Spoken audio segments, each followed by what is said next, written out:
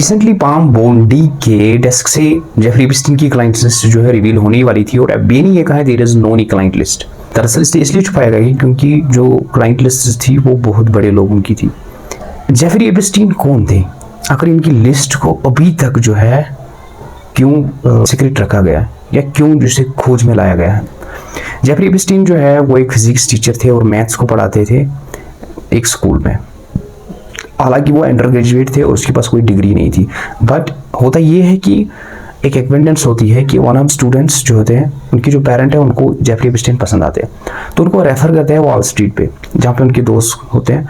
तो उनको रेफरल देते हैं वॉल स्ट्रीट का, और जहाँ पे वो जो है अगले 4 साल में वो एक फर्म के पार्टनर बन जाते हैं। एंड आफ्टर अ व्हाइल वो अपना कंपनी स्टार्ट करते हैं जेफरी एप्स्टीन एंड को, जिसमें वो उसका टर्नओवर जो है $1 बिलियन पहुंच जाता है।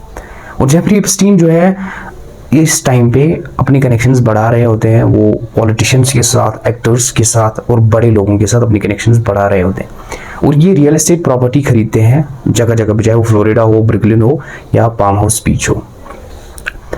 और होता यह है कि 2005 में एक 14 साल की लड़की जो है उसकी माँ जो है वो कंप्लेन करती है कि जो पाम हाउस बीच है वहाँ की पुलिस स्टेशन को कंप्लेन करती है कि जेफरी एप्स्टीन जो है उसकी गर्ल को मोलेस्ट किया है।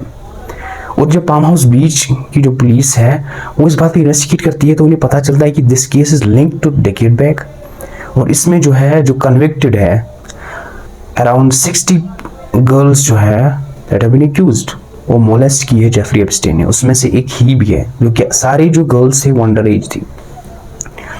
दरअसल जो जेफरी एप्स्टीन है वो जो है अंडर एज गर्ल्स को ही हायर करता था। Most of them were under age girls and some of them were women जो कि अबव 18 थी। तो वो क्या करते थे, वो उनको बोलते थे आपको मसाज करना है बड़े क्लाइंट्स को। But what happens, in one of the interview एक गर्ल रिवील करती है कि उसे ये कहा गया कि आपको मसाज करना है क्लाइंट को, बट व्हाट हैपेंस जो क्लाइंट है वो willingly without the consent of the girl वो उसको जो है मोलेस्ट कर लेता है। और जेफरी एप्स्टीन जो है सेक्स ट्रैफिकिंग में इन्वॉल्व होते हैं अब अंडर एज गर्ल्स, तो इस क्राइम में उसे जो है जेल में रखा जाता है। तो इस दौरान पे उसे बेल भी मिल जाती है, वर्किंग बेल ऑफ आवर्स। तो अब ये केस इतना पेचीदा हो रहा है कि इसमें जो जेफरी एप्स्टीन है वो उसे लिंक किया गया बड़े लोगों के साथ, क्योंकि 2002 में जेफरी एप्स्टीन जो है न्यूयॉर्क मैगजीन को खरीदने के लिए बिल क्लिंटन के साथ साउथ अफ्रीका जाते हैं अपने प्राइवेट कस्टमाइज्ड जेट में। और भी बहुत सारे लोग होते हैं, हॉलीवुड डायरेक्टर्स होते हैं, हॉलीवुड प्रोड्यूसर्स होते हैं। तो ये केस उनके साथ लिंक। इवन डोनाल्ड ट्रंप खुद अपने इंटरव्यू में कहते हैं कि जेफरी एप्स्टीन जो है वो एक फन गाय है, just like I like the younger woman he also likes, there is no doubt in he is a fun guy. और जब ये डोनाल्ड ट्रंप को कहा गया कि you are with friends with him, तो उन्होंने कहा कि वो जो है मैं 15 साल पहले उनको जानता था और 15 साल के बाद मैंने उनसे कोई राबिता नहीं रखा है। और ये लिस्ट जो अभी जो है रिवील होने वाली थी, एफबीआई ने इस पे सील मार दी कि ये लिस्ट जो है कोई लिस्ट ही नहीं है। आप नोटिस कीजिए इसमें कि कौन कौन से लोग इन्वॉल्व होंगे। कि 2010 में जब ये रिवील हुआ कि जो प्रिंस एंड्रयू है जो कि क्वीन के तीसरे चाइल्ड है वो भी इन्वॉल्व है इसमें, कि वो एक 70 ईयर ओल्ड वर्जीनिया जिसका नाम गर्ल होता है उसमें उसके साथ जो है सोए हुए हैं। बाद में वही गर्ल इंटरव्यू में ये कहती है कि she has also slept with more than 1 clients in the age. तो आप ये देख लीजिए कि जो जेफरी एप्स्टीन थे एक वो चाइल्ड एक्यूजर तो थे ही, चाइल्ड मोलेस्टर तो थे ही, बट वो उनको सेक्स ट्रैफिकिंग में भी इन्वॉल्व करते थे। क्योंकि ज़्यादातर जो लोग थे जो जिनको वो हायर करते थे वो अंडर एज ही थे।